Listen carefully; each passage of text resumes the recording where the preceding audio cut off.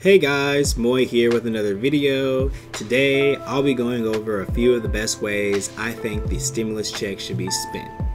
But before we can continue, please destroy the like button and subscribe to the OX fam.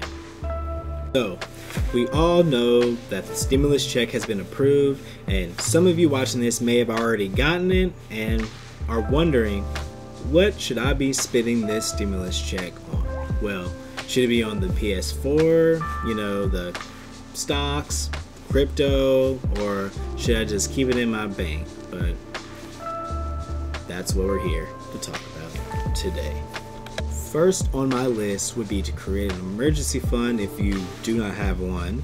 And if you already have one, maybe thinking about adding some of the stimuli towards your emergency fund in case we are faced with another scenario like this year. But how much your emergency fund should be all depends on your expenses and how much you spend on average each month, which is naturally it would fluctuate. If you're spending more one month than another year, you should probably save up more than not. A tool I use to keep up with my expenses and how much I should be saving on average is Personal Capital.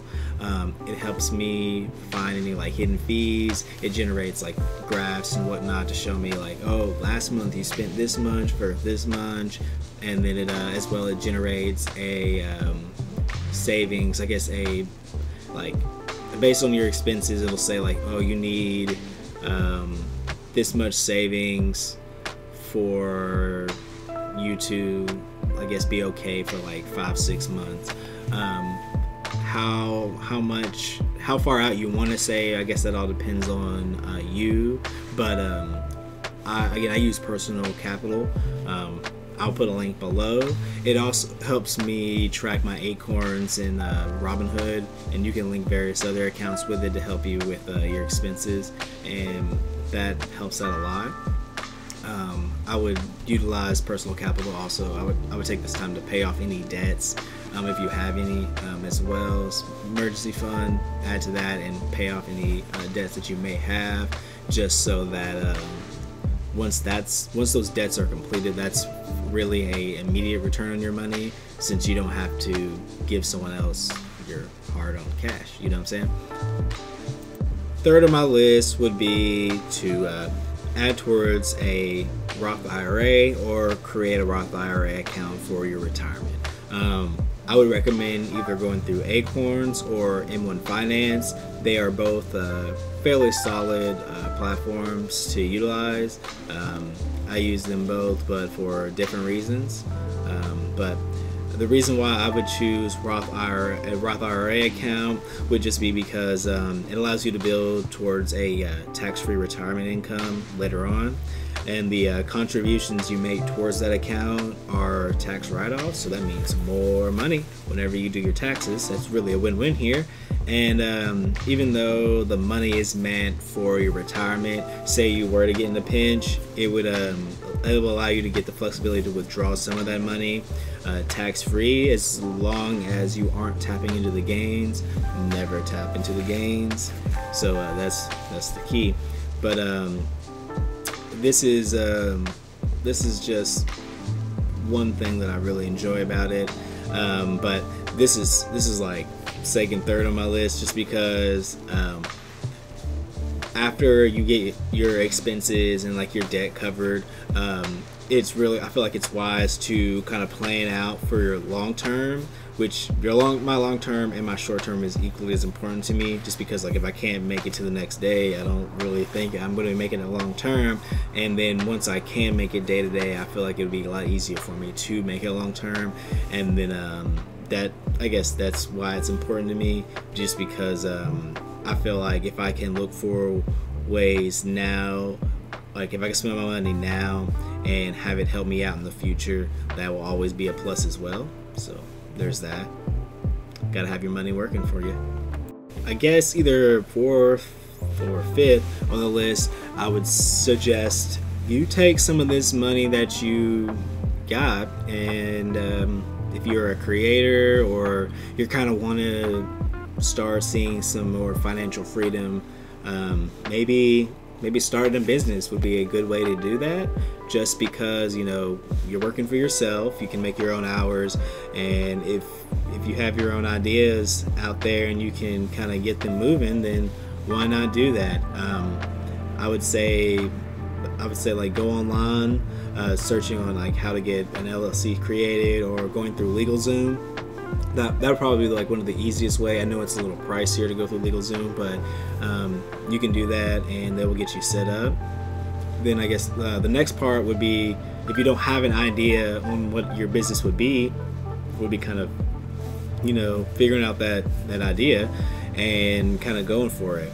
But an example that I always like is if like you go through Shopify. I know they have like a month or two free on their trial, so you can just get set up, no money down, get a website going, and they have various plugins and add-ons that allow you to link up with other sites to, I guess, do drop shipping. They have one like DS Shippers for Alibaba Express. You can just copy a link, put it in there, and then it syncs with your syncs that store with your Shopify store, so that you can just sell from that. Or you can go through the printful.com, and if you have a logo, or just go to your favorite freelancer site or Fiverr and get a logo or icon made, that you can get a shirt, mug, a pillow or something through the Printful made as well, and just get those sold on your store. Have a simple e-commerce store in a few minutes. There's probably other videos online, or I can make a video for y'all showing you how to get it set up. But it'd be an easy way to get some money, or use your LLC to potentially start investing. I know you can do that through Ameritrade, or use it to start making YouTube videos like this, and just do your own thing and free yourself in a sense. I think everybody should attempt to start their own business to kind of see what it's like. It doesn't mean that just because everyone had their own business doesn't mean that people wouldn't buy things. It would just be everyone would be kind of in their own niche, in providing their own kind of specialty in the world, and be kind of cool. But that's what I would say. Start a business, potentially an e-commerce business, an online one. Now that everything's kind of digital these days, and with a little bit of elbow grease and marketing, you can profit. If the first three options weren't of any interest, then maybe placing your money into the stock market may be for you. Historically, the stock market has risen and proven to have given greater returns than money asleep and safe in the bank, even now, but only with discipline and research. Simply buying stocks without research won't provide you with the best returns, but researching and buying into a reliable and consistent company or fund, that can help you find growth, in my opinion. A few examples of companies that I find are consistent and strong would be Apple, AMD, Coke, McDonald's, and a few funds would probably be like ARK, Vanguard funds, and SPHD. But even further, some stocks can even provide you with dividends, allowing you to potentially compound and earn an income or supplement an income on your investments.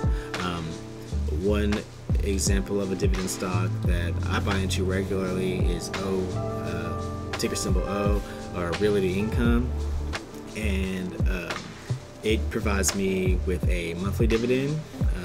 It's pretty solid. I like it. I think it's like an Aristocrat, or like I think it's an Aristocrat dividend stock. It's paid consistently for like 50 or some odd years and has continuously risen, which I find that to be a strong company. And then with Robinhood's drip feature, those dividends are then reinvested back into the stock, so that I'm able to continue to get more gains, compound. But if you were interested in what platforms you could invest on, I would suggest potentially using Robinhood or Webull.